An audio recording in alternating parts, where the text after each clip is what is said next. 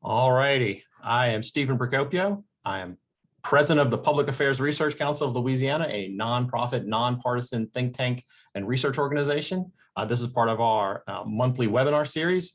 And today we're going to be talking about what happened in the legislature that ended just last week. So sort of press off the presses. We are going to put a link in the chat to our most recent commentary and wrap up so y'all can have that as access, but that's not why we're here. Why we're here is to hear from the experts and the people who were directly involved. And so I'll go right to that. We have as part of our panel, Senator Cameron Henry, who's a member of the Senate Finance Committee, Representative Sam Jenkins, chairman of the House Democratic Caucus, and Jerome Zeringue, chair of the House Appropriations Committee. All three of these people were right in the middle of what happened. We're so glad that y'all could join us. I want to tell everyone that's on, we will have a lot of questions. I think by the time we're done, we already have over 100 participants and we're going to have more. So get your questions in early, try to make them as concise as possible. And if it's a broad interest, that's even better. I know we won't get to everything, so try to get them in early and put them in the Q&A, and Melinda will sort through those later. I'm going to start off with just a very broad question for our panelists. Senator Henry, I'll start with you. So in your opinion, we just wrapped up, what was the biggest accomplishment in your opinion? And what was the biggest misstep or failed opportunity in your opinion? And same question to everyone, but we'll start with Senator Henry. Well, I'm glad we were able to get supplemental pay for police officers and firefighters. I think that was that was key, big piece of the puzzle. We were able to spend some money towards infrastructure projects. We're still working through that, so that's kind of yet to be known. I would have liked to have said that we gave teachers a pay raise, but we weren't able to do that. So I guess that falls to the second part of the question of one of the missteps. You made a statement at the beginning of individuals who were involved in the kind of deeply involved in the budget process. My involvement unfortunately ended once the bill left the Senate floor. And after that, me, like most members of the Senate, really weren't given the opportunity to participate too much in the discussions moving forward, but I'm sure we'll address that in time. I would have liked to have seen, obviously, reduced cuts to LDH. There was no need for a $100 million cut to LDH. I think that's going to be worked out. So we have a long way to go in the budget process still to this day. But I guess the highlights would be the supplement of police officers and firefighters is a big deal. We were able to put some money towards our universities, some universities more than others, of a deferred maintenance. So those are some things that worked out well, but I think we could have done better. Okay, all right, good. And obviously there's lots of things on both sides we could say, but just trying to get the highlights. Representative Jenkins. Okay, I'm very happy that we moved away from the idea of not doing any kind of a teacher pay raise. There was different formulas that was initially discussed as to how a pay increase for teachers would take place. I was very concerned initially that we may have fallen a formula that would not have treated all teachers across the state in some kind of equal fashion. So I am happy that we were able to take a step in the direction of the teacher pay raise. I'm not that happy about how we got to that point of what the end result was, but I'm happy that we were at least able to get the teacher pay raise in the budget and to try to hopefully make sure it's something that will carry on in the future. From outside of the budget, a misstep to me is when we began to roll back criminal justice reform. A lot of work, bipartisan work, went into criminal justice reform, and I became very concerned, not only this session, but the last couple of sessions with bills that have come through that intentionally seems to want to roll back some of those reforms. Okay, good. And it doesn't have to be budget. Let me clear, that's obviously a big focus of PAR, but so is criminal justice reform. So thank you for bringing that up. Mr. Chairman. Well, since I did a lot with the budget, I'll focus on the budget a little bit too. But yeah, I think some of the things that I think we're proud of or accomplished was we continued the approach to paying down debt, but also putting recurring dollars in one-time expenses, similar to what we did last year. 2% of the budget, over $200 million, were put on one-time expenses that made it available for this year. Similarly, if you look at the money that we put in road preservation, which is really great, the road preservation, also in capital outlay savings, that's over $100 million that will be available next year for projects. In addition to that, we put $300 million in IUL, in counting the IUL payments, capital outlay project, port priority, road transfer. Those are things that are using recurring dollars and one-time expenses that will be available to the budget. So over $300 million will be available next year. We're anticipating an excess, additional dollars and a surplus, and this will go a long way to ensuring that we're continuing this fiscally responsible approach to budgeting as we have in the past, and paying down debt and looking to the future to address the current needs and the anticipated shortfalls. Biggest mistake or concern or misstep? Well, I think a lot of people, everybody's hair's on fire now because of the way it ended. And granted, I think everybody would agree it could have ended better, but I think we swallowed everybody the past 3 sessions that we actually ended or got the budgets out with the intent of ensuring that while we're still in session, we could override a veto. So we completed the budgets early. This past budget was similar to my first term, my first 4 years. You could ask Cameron, we got slammed at the end. In fact, I remember one budget, Cameron, I don't know if it was 2017 or 2018. We had to sign it at midnight, and we voted on the budget at 11:58. We didn't have get a chance to look at it, but we had to vote on the budget. So this whole concern, I mean, obviously, we need to do a better job in terms of how we're doing it, but to assume that this was, out of the ordinary, it's typically how it's been happening in the past, and we just need to do a better job of making sure that we can allow people to evaluate and look at the budget before they vote on it. All right, that was a great look. And I'm going to limit myself on follow-up questions. We already got 12 in the question and answer, but I do want to follow up with one thing. So how much money, in your opinion, how much additional money are going to the pension systems? So not counting the surplus or not counting what would have normally get paid. What's your figures there? So the grand total without the other revenue is $525 million. We put $474 million to lasers and teachers. Let's see, we put that total would be teachers 162 and then lasers 572. For the total was 689 for retirement. And that's not counting what would have normally got paid during the normal appropriations process. That's above and beyond. Well, the normal, when you say the normal, this is what includes these constitutional obligation that we had to put in. When you have surplus dollars, you're obligated to put in some to the UAL, and that counts that.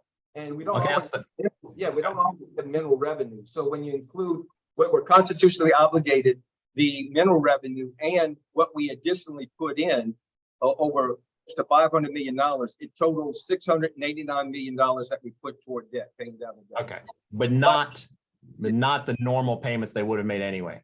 Right, not the normal payments we would have made anyway. Yeah. Okay, all right. I'm going to limit myself because we have so much stuff. I'm going to turn over to Melinda, and if she has any follow-ups or other questions, and then we'll send it over to our participants. Thank you all for participating again. And Senator Henry, let me key off of something that you said, sort of referencing the chaos of the final budget passage, which Chairman Zeringue also mentioned. You have been an appropriations chairman, and so you have obviously been involved in the budget process a lot over the years from both sides. Did you think that the House-Senate negotiations were as chaotic as they normally are, or did they break down more than usual in your mind? Because a lot of senators seem to say that they didn't know what they were voting on because they didn't get the bills fast enough. Well, Senate leadership didn't share with the members what the negotiation was with the House. I think that's what's been different in the past. Usually, at least in my experience, when I sat where Z sits now, you would have meetings, throughout the day with members of the House and members of the Senate, and you'd kind of begin working through the process of what you're negotiating on. So you're not reading it for the first time in the bill. You've been educated on before the bill gets to the floor. Now, do we know every single line and every single bill? Absolutely not. Do we usually have a greater understanding of what the differences are between the two bodies? Yes, we normally do. And this year, for whatever reason, it was kept very close to the vest, extremely close to the vest, where very few members, if at all, actually knew what the differences were between the two bodies. We had limited access to information, and the questions that we did ask were answered, but then wound up, unfortunately, not being 100% accurate. Okay, and Chairman Zeringue, do you want to comment on sort of how you see this one comparing to previous times? Do you think that the Senate got jammed at the end? Because obviously a lot of senators seem to feel that way. Right. Well, I'll look at it from two perspectives. Again, in serving on appropriations my first term, quite frankly, we would vote, unfortunately, on budgets that we never saw the final plan. We typically, like we did this past session, kind of toward the end, it was basically presented and we vote on it. And again, the past 3 sessions, we had that attempt to try to do that, to get it while we were still in session. So there's no doubt, as Cameron said, there wasn't that much communication, primarily because there was so much going on. They had people making requests, amending the budget at 3, 4 o'clock in the afternoon. You're trying to, when the Senate sent it over, after we sent it to the Senate, there were over 1,000 amendments that had to be incorporated or looked at from the House side. And in just 2 days, practically speaking, to allow staff to do that, give them the opportunity to incorporate those changes in 2 days, much less the day we're supposed to vote on it, incorporating those changes, it's difficult for them or the staff alone to put it into the budget, much less the members themselves to fully understand what's in it. Zeringue, your mic kind of fades in and out a little bit, so I don't know if that's getting closer or. Okay. Okay, that's a little better. Thank you. It's the problem was, again, as I mentioned, there were amendments being made, at 3 or 4 o'clock in the afternoon. It's practically speaking impossible to incorporate that in the bill, much less get it in a position where the members can look at it and vote on it. There is no doubt that I think in the future, and we've attempted to that, there's a 48-hour rule of conference committee that you're supposed to have an opportunity to look at it. We didn't adhere to that. And I think there are things that we can and should do. It was just a lot of things that conspired to unfortunately press us to where we ended up, unfortunately, where we were. But I think we definitely can do better. But again, similarly in the past, in my first term, there were opportunities or lack of opportunities to look at the final bill before we can vote on it. We have a lot of questions about the budget, so bear with me as we go through some of these. Not surprisingly, that is the topic that people seem most interested in. We have a question asking about, can you elaborate on the decisions that were made about the budget in the last minutes of session, how the negotiations happened? I guess I'm going to ask Representative Jenkins, were you involved in those negotiations at the end? And how did they feel to you? And were you concerned about decisions being made on the fly at the end? I can tell you, as a caucus chairman, you have access to Chairman Zeringue, as well as Chairman Bishop with Ways and Means, as well as the Speaker, as well as Senate President Page Cortez. And they do update me throughout the process, or if I have questions or concerns, they are available to provide that information to me. I think that there were a lot of balls that had to be juggled, and I think that Chairman Zeringue touched upon that. It was an ever evolving and changing process that was taking place, because you got all these varied interests that are involved that wants the budget to reflect what those interests may be. And it's just not an easy thing to do. So I do commend him on the hard work that they put in.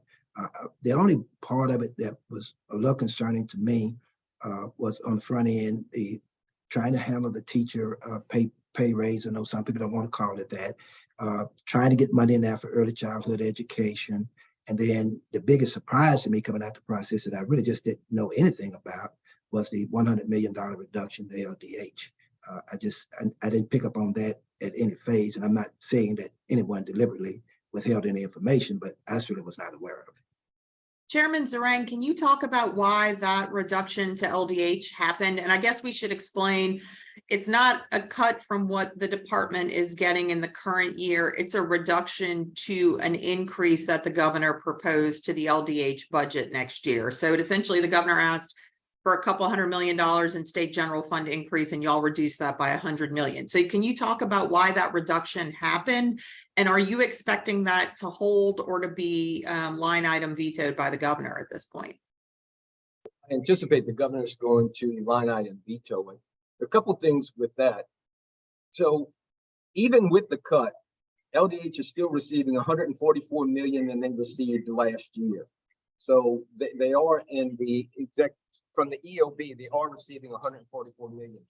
22 million of that cut was based upon the fact that the body believed that LDH has faith in the department that they can achieve the rollout of Medicaid as the federal government allowed. They allowed for a ninth to be removed from the rolls, and they budgeted for 13 months. We basically said, listen, we'll reduce that and do it within 9 months as the federal government allows you to do.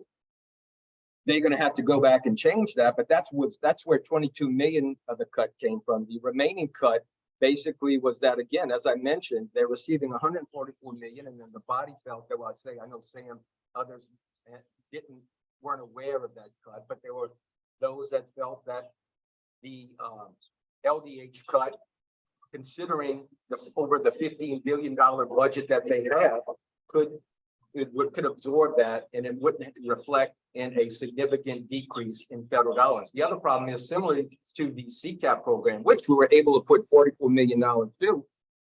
Everybody was concerned about the dollars that weren't going in, but it was really state dollars that weren't supplementing federal dollars. And similarly, the federal programs continue to grow in the LDH program, and we keep putting more into doing it, which are all well and good.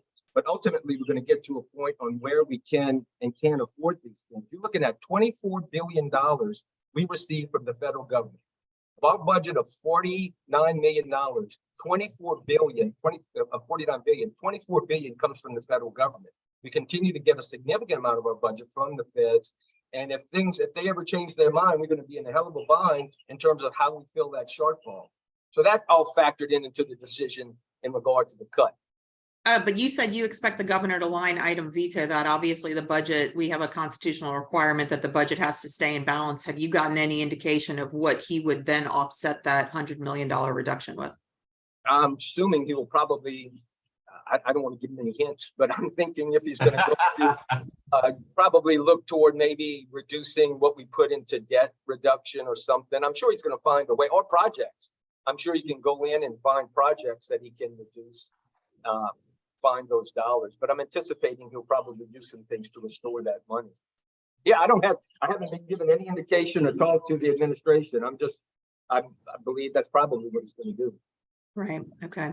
Senator Henry, let me ask you this one. We have a question about what was left out of the budget, if anything, that causes you the most concern. Is it that LDH money, or is it something else that you wanted in that didn't get in? Well, the LDH money, just those reductions are pretty significant for the state, when obviously our hospitals are some of our largest, if not largest, employers in the state.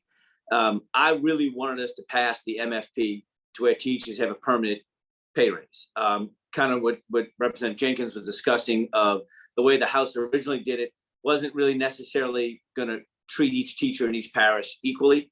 The MFP is designed to make sure they are treated equally.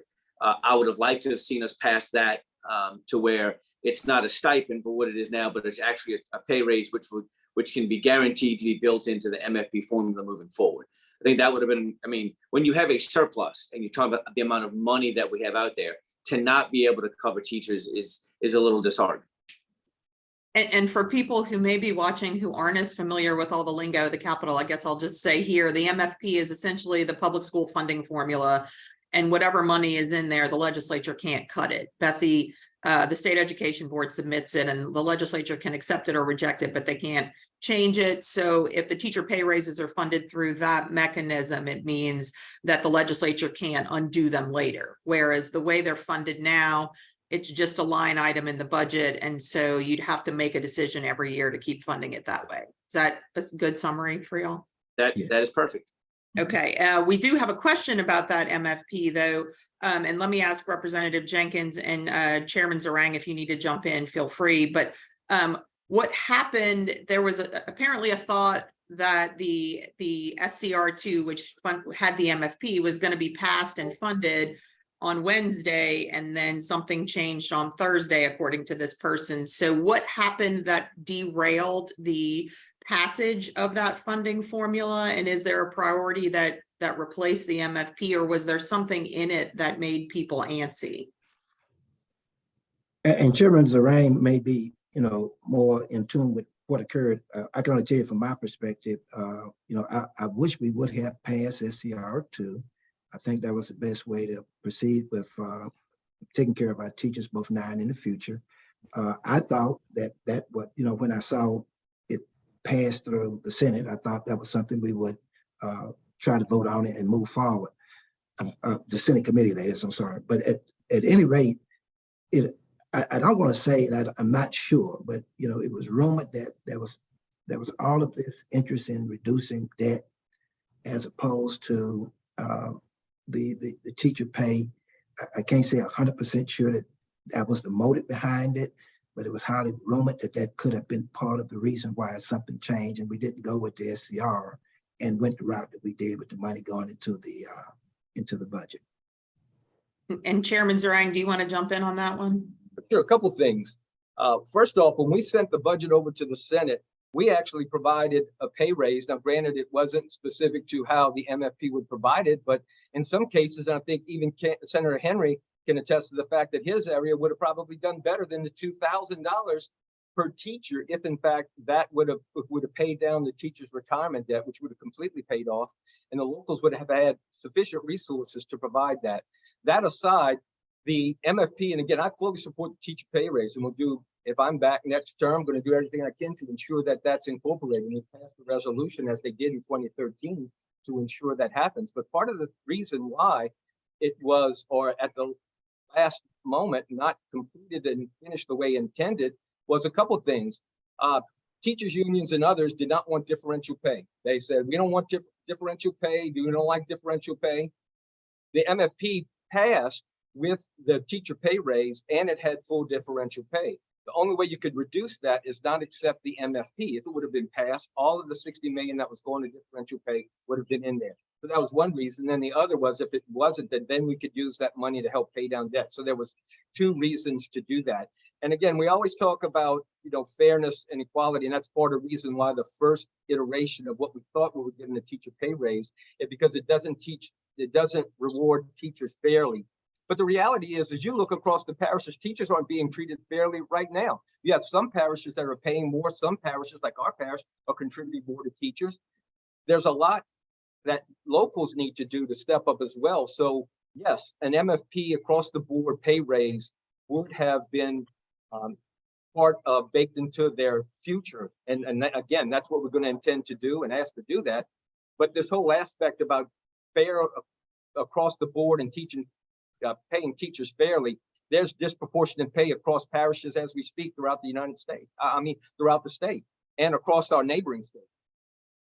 Okay, we've gotten a couple questions about the process and just the fact that the budget passed so late in the final, 30 minutes of session. Is that truly enough time for legislators to review, a budget that spends $50 billion? And should y'all enforce some sort of expectations that there is at least a day or two built into the process to review the budget? I feel like I've been watching this for 20 plus years. I've never seen y'all build in a lot of time to review a conference committee report of this size, but is there a way to do that realistically, to build in more time before the final minutes? I don't know who wants to take that one. There is a process right now. Again, there's a rule of what before a conference report is voted on, it's supposed to have 48 hours to the body. So there's rules in place, but y'all don't follow them. Well, again, there is something in place to do that. And again, as you mentioned, the past 3 sessions, we did pass them with days in advance, again, for the whole issue about getting it out before the meeting. But this past one, and like my last term, we were voting on budgets, significant budgets, with minutes or hours before we had a chance to look at them. So again, it's not the first time. Unfortunately, it probably won't be the last, but there's no doubt that we could and should do better to allow people more opportunity to evaluate what's in the budget. Senator Henry, do you think that's something y'all would ever actually comply with, is giving yourselves a few days to review it before voting on the final product?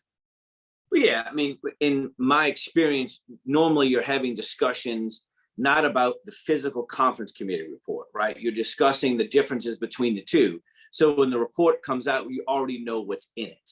right? You've been a part of the conversation that crafted the conference committee report. So the report itself is just a reflection of the previous negotiations. If you're limited in the number of people who are involved in the negotiation, that's when you have to make sure that you have at least you would have at least a 24-hour period to review it and then make additional changes.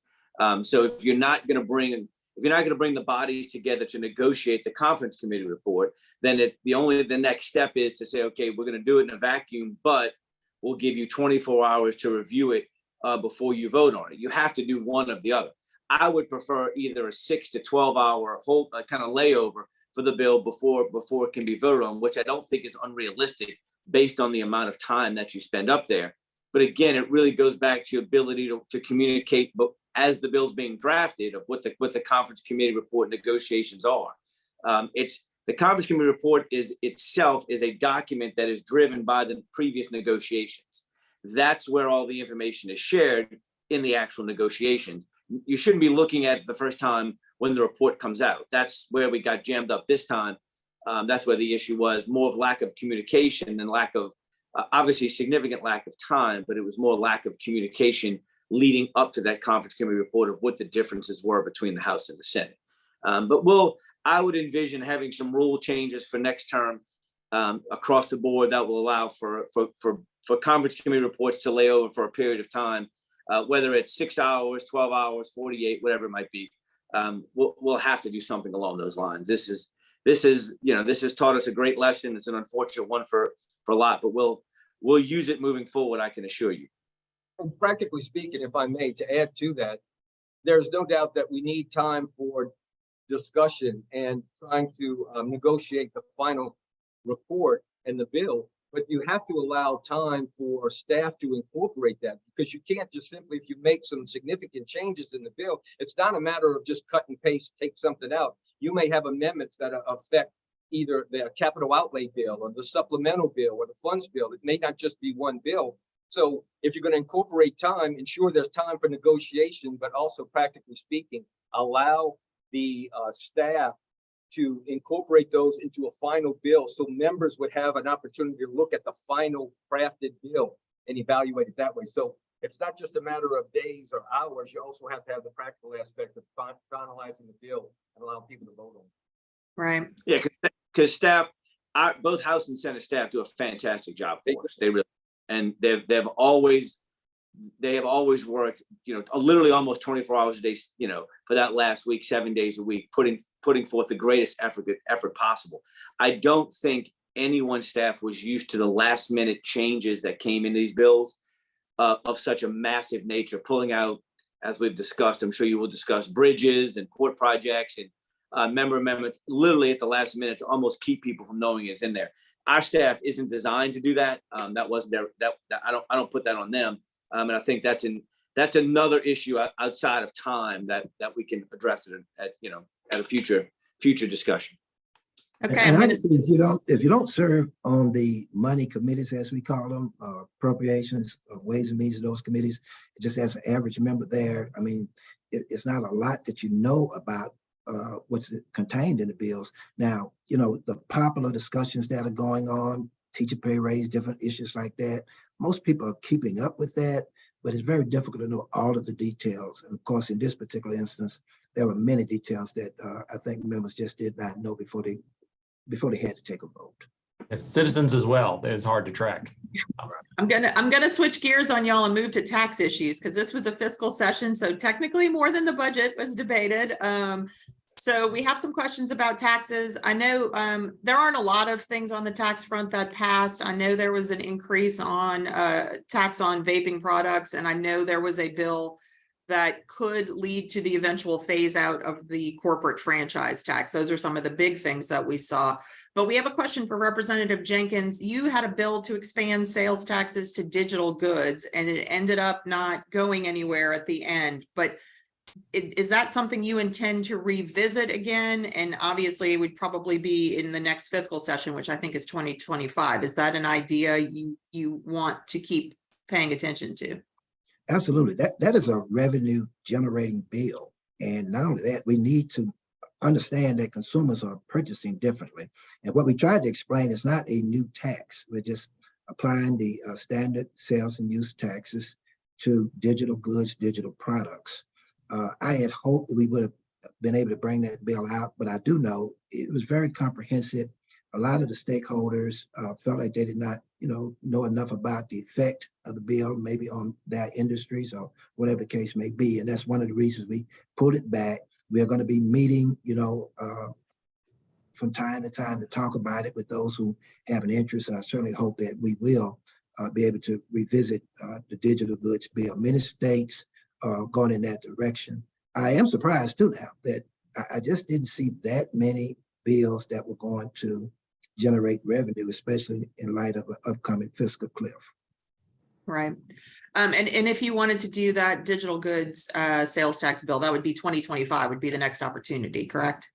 Yes, I would have to be returned to the legislature, and and then we could certainly take it up during that particular session. Okay. Returns, what you meant? I'm sorry. Aren't you running for the Senate, my friend? Yes, I am, but I don't want to use a campaign speech on Parr's time. Thank you for that. Representative Jenkins.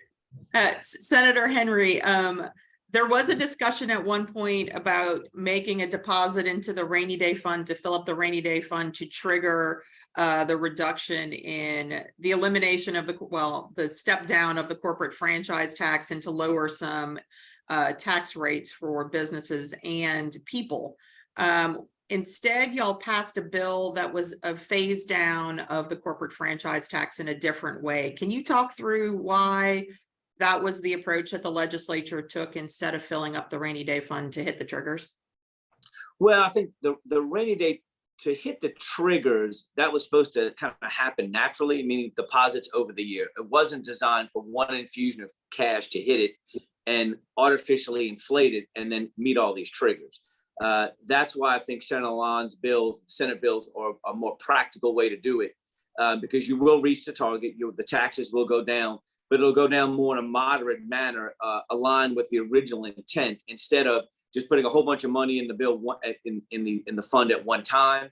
You meet the triggers, and then next year, if those funds aren't available, maybe you put yourself in a difficult spot when you look down the road to see the fact that sales tax is going to be low is rolling off, as well as the bill by Senator Cortez dealing with DMV, which is going to cost us another probably $400 or $500 million there. So I think this was just a more controlled manner in which to do it.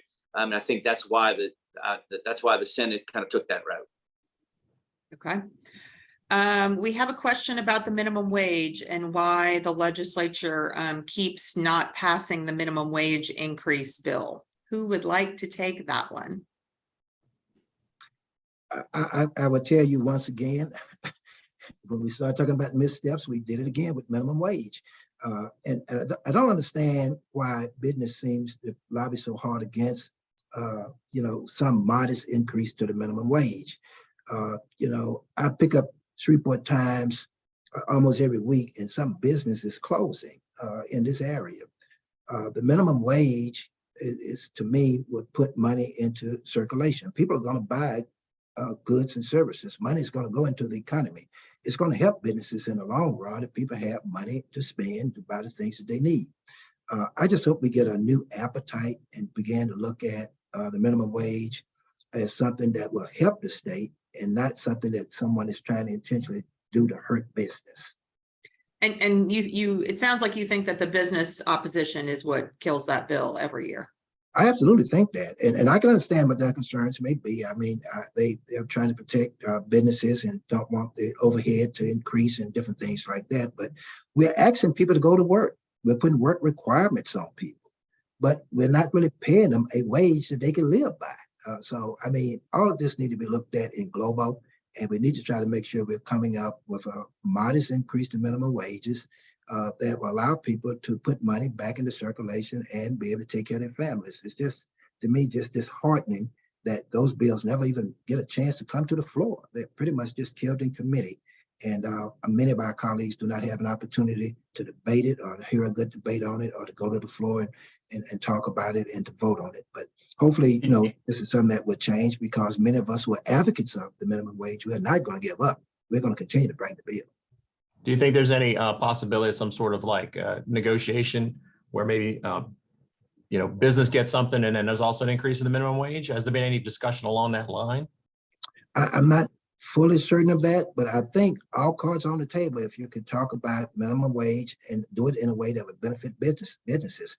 We don't want businesses seeing the advocacy for minimum wage as something out to hurt them. As I said, you have to put money in circulation. And you can have all the businesses open that you want. If nobody can afford your goods and services, we're defeating the purpose in my mind. So I just hope we can get an open mind on that issue and find a way through some mechanism to satisfy everybody that has a concern and give Louisiana a raise. We have some questions about carbon capture, and I don't know if any of the three of you are going to feel comfortable answering questions, but I know There's a lot of bills, though. There were a slew of bills aimed at restricting or scrapping some of the carbon capture projects that are already in the works. And I think the only thing that passed in the final minutes was Speaker Scheck-Snyder's bill that put some parameters on carbon capture. Can anybody talk through what finally passed and what it means? On Speaker Scheck-Snyder's bill, it provided the locals a portion of the revenue generated if the carbon capture project is within their parish boundaries. So it allows the locals to receive some revenue. That was a lot of concern with some of the carbon capture bills, that some of the industry or the beneficiaries of that were going to be outside of the area that was going to be impacted. Again, underground, but it's still within their overall parish boundaries. So his bill addressed that. Quite frankly, I support the industry and hope that we can look at that into the future. I think it's something that is can be a benefit to Louisiana. It's not a new technology, but it's something that I think as we move forward, we need to look into it and address some of the concerns. But I think there is a lot that's going on that we can utilize to our advantage in the state. The Department of Natural Resources will be, I think, their petition EPA, and will be the regulator for the permitting for carbon capture for the state, and that's going to allow for opportunities for the state to engage in that. But I think there are opportunities in the future, and obviously some of the bills didn't pass, but the one that did pass was allowing for the locals to receive revenue if in fact it's in their parish boundaries. Okay, thank you. I'm glad somebody could explain that. And what it did three things. It allowed for more public notices when a permit is being issued. As Z said, it's 30% of the money that would go to the mineral resources, Office of Mineral Resources. 30% of the money has to go back to the parish. And the last thing it did, because you hit it at a good time. I just got an update on this. It increased the period before carbon capture well can receive a certificate of completion of an injection operation from 10 years to 50 years. And they also have to add, I think they have to add another additional $5 million per operator into the carbon dioxide storage trust fund. So it went from 5 million per operator to 10 million per operator. I think the main piece was the money for the locals and just letting the locals know that carbon capture process is going on in their parish, a permit's being issued. Gotcha. Thank you, that's helpful. We have a question about now that the session is over, everybody looks to the next thing, which is a possible veto session, which, to be clear, automatically gets scheduled unless a majority of members in one of the chambers votes to cancel it. So it would start July 18th. What do y'all think in terms of the likelihood of having a veto session? I think given we don't know what the governor is going to veto and not veto, based on his press releases, he looks like he's going to veto Representative Furman's bill, and I don't know the other two bills. I think those might be maybe the House member bill and another senator's bill, maybe Senator Cloud's bill. And who did that other bill, guys? Was that Horton? Doty did one. Yes, Doty did one, and Furman did one, and also there was a library bill as well by Senator Cloud. Okay. Senator Cloud. I based on the press release, he seems like he's going to veto all three of those.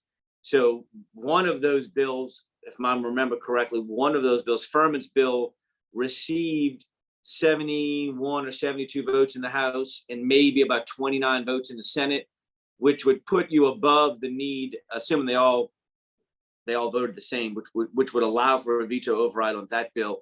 But again, you only need a majority of each member just to get in the building, to actually show up on the team.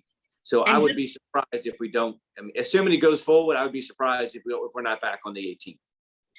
And that is because Representative Furman's bill is the one that dealt with transgender healthcare and limiting what kind of and banning what kind of healthcare services are available to transgender youths under the age of 18. Is that correct? That's the bill you're referencing?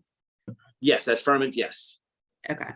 And the governor has promised to veto that and a couple of others. So you're saying you expect if he does follow through on that, the Senate will agree to have a veto session. Is that the same perspective from the House members? Do y'all expect that? Well, based upon the emails I've been getting, I would agree in so much as I think there's going to be an interest if the governor does veto those bills, in addition to some other measures that he may veto, would just give members enough initiative to say, yes, we're going to go into the agree to a veto session. So I'm anticipating, as Cameron, that we probably will be.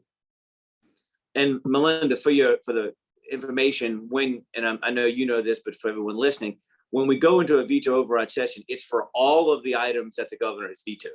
We don't just do it for a bill. It would literally be for all. Once we're in, all instruments or line items that he has vetoed or have the possibility of being overridden. And that would include, for example, like if he line item vetoes projects out of the budget, for example, y'all could choose Correct. to override him on those. Correct. If he would line item one of the retirement payments to cover the reduction of LDH, we could do that as well. Right. Okay. Let me, because we're on the topic anyway, just real quickly on social issues broadly during a fiscal session, were those a distraction or could y'all walk and chew gum at the same time, or just social issues not a big focus of PAR, but they were a big focus of the legislature and what was covered. So if you just briefly talk about your impression of those discussions. In my opinion, I think they were a distraction. Although we are allowed to bring some general bills, I think we really brought some major bills were really brought to the attention that we had to give a lot of attention to, caucus a lot on, and try to shake votes and positions on, as opposed to looking at taxes and the budget and the different things that we need to do. Look, I can tell you, from our perspective, Louisiana must become more tolerant. There has to be a tolerant atmosphere in this state for people of all races and for people of different sexual orientations. And a lot of the bills that we just talked about are bills that many of us see as being, objectionable, discerning, it's hurting people. And I would hope that the governor would veto those bills. I don't have any influence on that one way or the other. I'm not trying to suggest it, but some of those bills need to be vetoed. And if they are overridden, so be it. But what I suggest to the governor is do the right thing, and do the right thing in your opinion that is need to be done for the state of Louisiana. And if there has to be a veto override session as a result of that, then so be it. We just recently saw, and I don't want to take up too much time, where we had congressional maps that was overridden, and look at what the court has had to say about that. Sooner or later, these matters have to get themselves resolved. But I think from where we sit, we need to do the right thing. And I would hope that bills that come out that are hurting people, really hurting people, hurting the image of this state, driving people away from this state, are bills that need to be vetoed. And let's just see what happens from that point going forward. Chairman Zeringue, do you want to comment on whether those were a distraction from the fiscal issues, since you were in the mix of those? Well, and again, to Stephen's comment, contrary to popular opinion, I think we can walk and chew gum. Now, if you ask us to blow bubbles, I think we might be stretching it. But the reality is, I'm glad that within a fiscal session, we're limited to the number of bills outside of fiscal or tax related. I think that's prudent.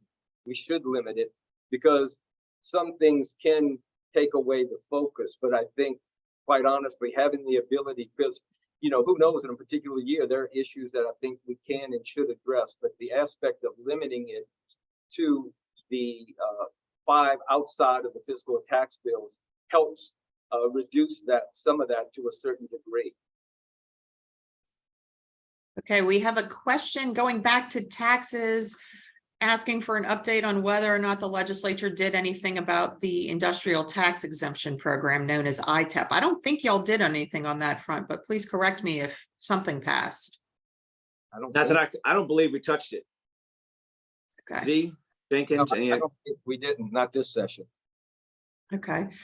And then another hot potato issue, somebody asking about Speaker Schexnayder's expansion of the hemp program that y'all voted for last year. And obviously there was a lot of conversation about it this year, but nothing came of any of the changes that were proposed. Are y'all expecting in the future that the legislature will want to revisit the sale of CBD products and hemp products that are currently available? And do you ever see Louisiana legalizing recreational marijuana?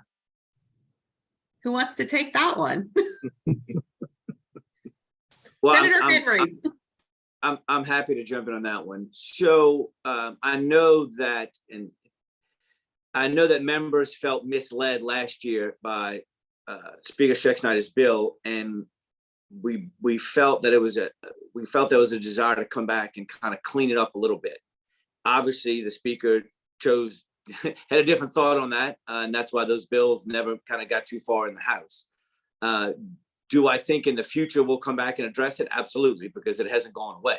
The issue hasn't gone away, and just because you do it for 2 years doesn't mean members are just going to give up on it. I think some members more passionate than others feel like they were misled in what they passed last year and tried to fix it this year and were not able to do it.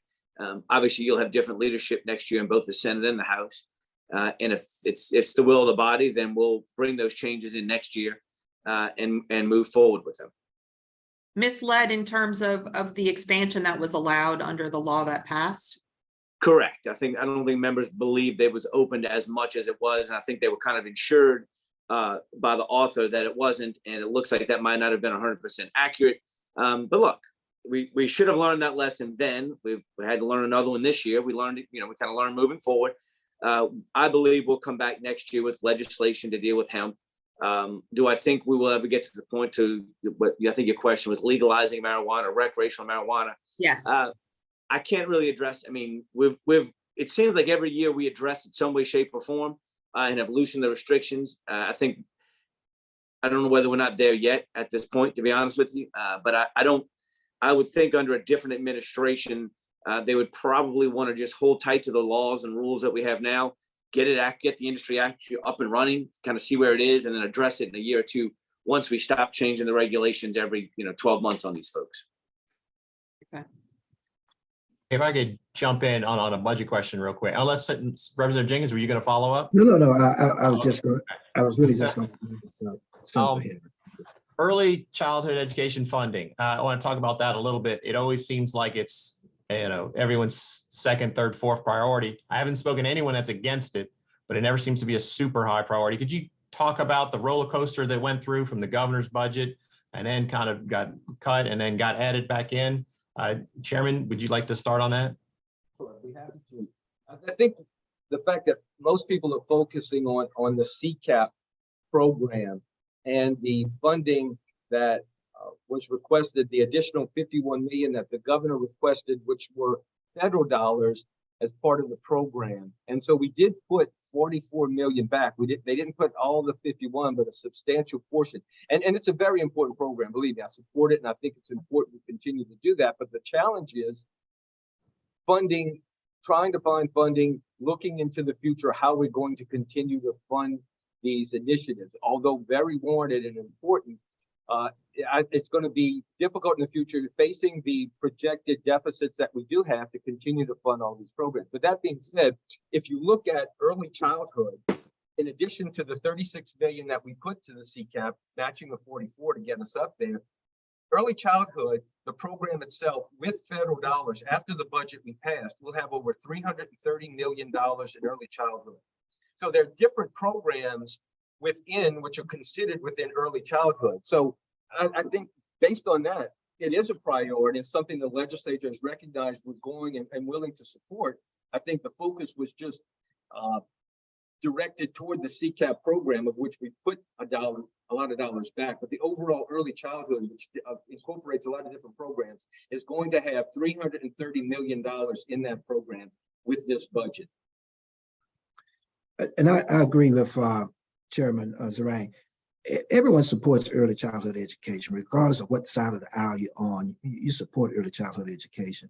But I do think that it was not a good look this time around, not to try to get to the $51 million that was needed to help with the CCAP program. I mean, a lot of people felt like the state had so much money and had a lot of money to move around that this was one that should have been somewhat of an easy lift to get to. But I know optics are not always, the reality of what a situation may be. Okay, I'm going to switch gears again. For early childhood, so when you're talking about early childhood, you're talking about ages 3 and up. CCAP is 0 to 3. So early childhood, as we would call it, from ages 3 and up, had a fund balance of about $45 million. And they had, in essence, a bill due of $25 million. So they were going to be covered. As it relates to CCAP, I think what's important for people to understand is the amount of money they were looking for equates to covering 4,000 seats, right? That was the gap of 4,000. So right now, with the money that we all work together to put in there, that comes out to $11,000 per child for ages 0 to 3. So I think moving forward, you're going to see members still want to support it, but really have to drill down to find out each child at 0 to 3 at $11,000 per child. We're going to need a little bit more information much earlier in the process to continue these types of, we want to keep it funded, don't get me wrong, but $11,000 per child for someone who's 1 to go to school, that's an enormous amount of money in Louisiana. That's actually very helpful to know that was the concerns, because that's part of what we don't hear as much as when it doesn't move forward, what the concerns are. So I appreciate that.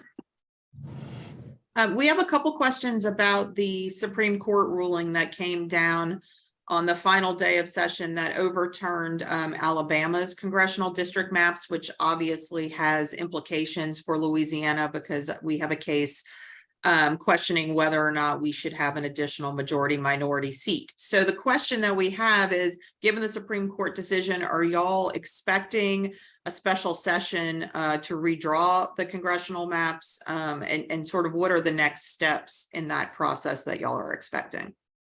My understanding, and correct me if I'm wrong, is the lawsuits that were brought against the House, the Senate, and the congressional were kind of on hold until the decision was made by Alabama.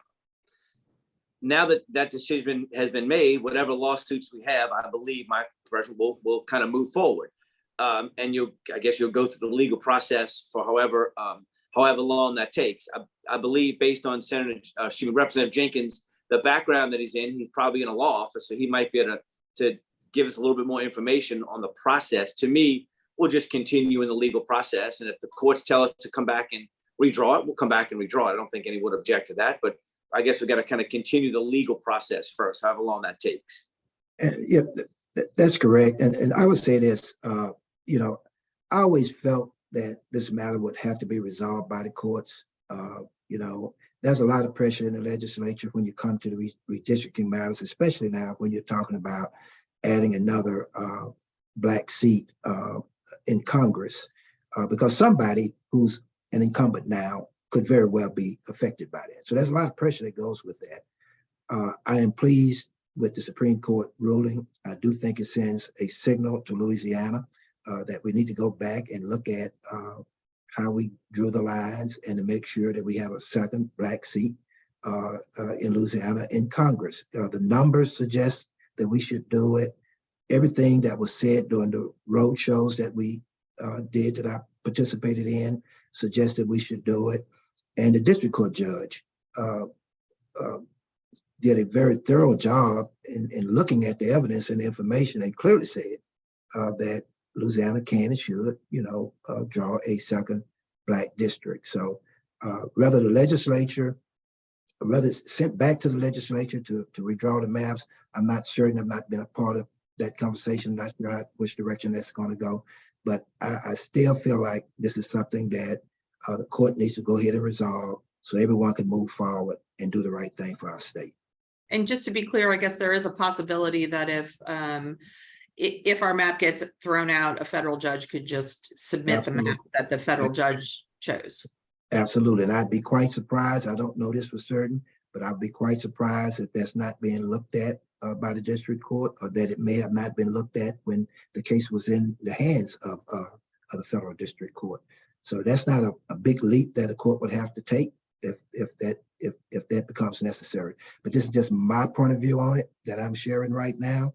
Let's let the court get involved. Let's get it done. I just don't think the legislature has the appetite, the Louisiana legislature has the appetite to do it and to do it right. I just don't. And that's not a knock against any of my colleagues.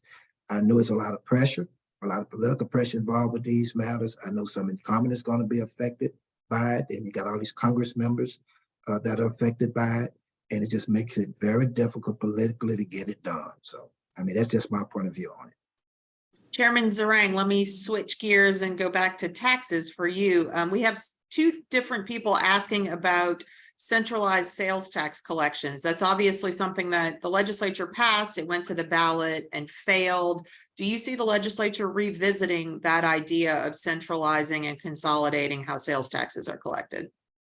Yes, I do. And quite frankly, we should, because we are missing out on an opportunity to provide revenue to the state that unfortunately is going somewhere else. That's obviously due with what some other states are taking advantage of. So it failed, but they came to the point where I think there was a workable compromise. And there is a workable compromise that I think most parties can agree to: the local entities, sheriff's office, local governments, and having a process to ensure that what's owed to the locals, they will receive. And I think that was the biggest question in terms of both how it's collected and allocated to the state and back to the locals. And I think those concerns have primarily been addressed. There may be a few bugs we need to work out, but to answer your question, yes, it will be revisited, and it should be, because I think it's an opportunity we really need to utilize.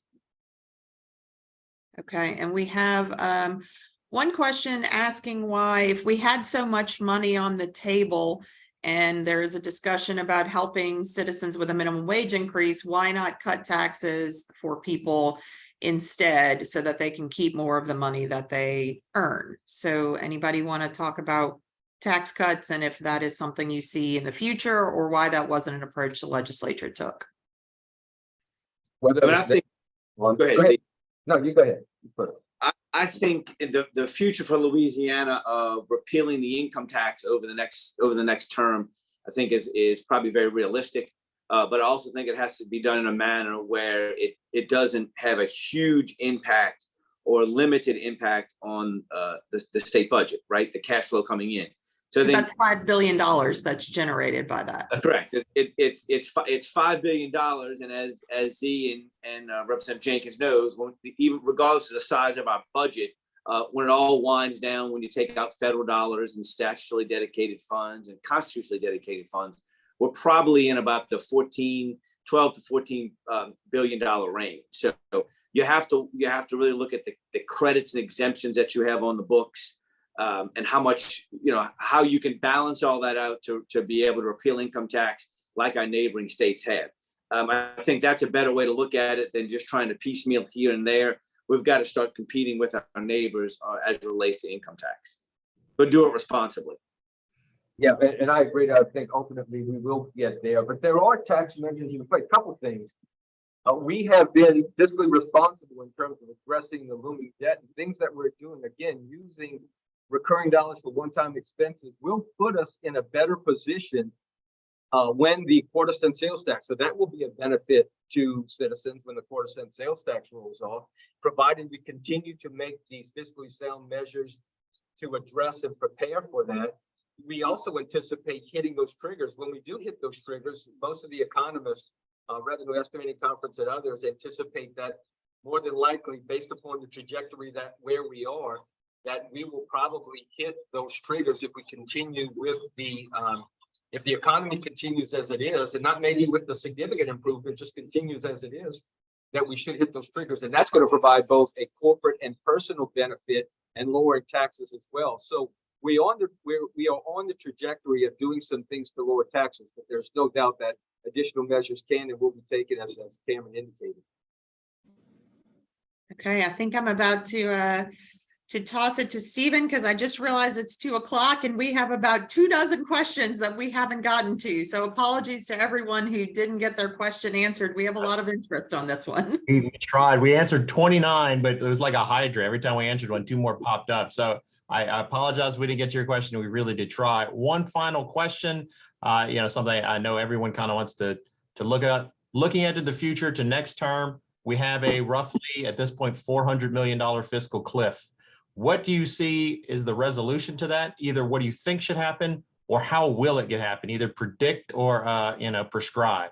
Why don't we go in reverse order than how we started off? So Chairman, why don't you give us your best prognostication or solution to the fiscal cliff next year or next term?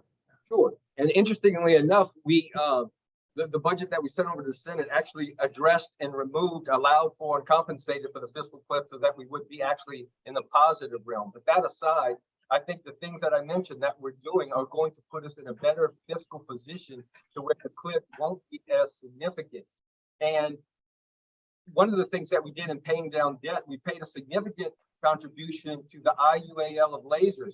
We can pay off lasers probably for another 200. There will be a projected surplus and excess dollars that's projected next fiscal year. If we pay off lasers, that will provide anywhere from a 70 to 100 million in terms of state general fund that can go to other projects or address that looming shortfall instead of going to debt service. So again, I think we're on trajectory. If we continue using, as we have in the past, the recurring dollars and one-time expenses to have it ready for the next fiscal year and working on things that will help address the cliff, we'll be in a position to that cliff won't be as severe and it won't be as significant. All right, Representative Jenkins. Well, we certainly hope that the economy will continue to do better. I mean, that would be a good plus as we move forward. But as we alluded to a little bit earlier too, I think we need to begin to look at some revenue generators, legislation that could generate some revenue to replace what's being lost, and hopefully it could be done in a responsible fashion. And at the same time, we can always look at rates. If we start to broaden the base, more people are participating in what's coming in, more income is affected by what's coming into on the taxes. We can also look at the rates to just make sure we're keeping things fair. Thank you so much. All right, Senator Henry, you get the last word. Well, I think if the economy continues to improve and we make smart investments moving forward, we'll hopefully be able to adjust for that shortfall in the budget. But if not, we'll be there to make the necessary reductions in agencies where it causes the least amount of grief and pain for our constituents. And as long as we do it collectively as a group, both the House and the Senate, I think we'll be okay. Anyone of y'all for gimmicks then? Will that be part of the package of solutions? No, no gimmicks. All right, I've taken out a no across the board from everyone. All right, I want to thank y'all so much. Y'all answered a ton of questions and appreciate it. I also want to thank all the people participating and watching. Sorry we didn't get to everything. I knew it that we wouldn't, but I hope we answered the bulk of what we're able to do. I want to thank how civil everyone was. I really think it was a great model for everyone. Just so everyone knows, this will also be available on YouTube, probably either later today or at least by Monday. So you'll be up there with all the other webinars we did. I want to thank everyone, both our participants and particularly our panelists. I know y'all are tired of this, but I appreciate the detailed answers that y'all gave. Thank you so much. Gotcha. Thank you. Thank you. Appreciate it. Thank you. Everyone have a great weekend. You too. Take care.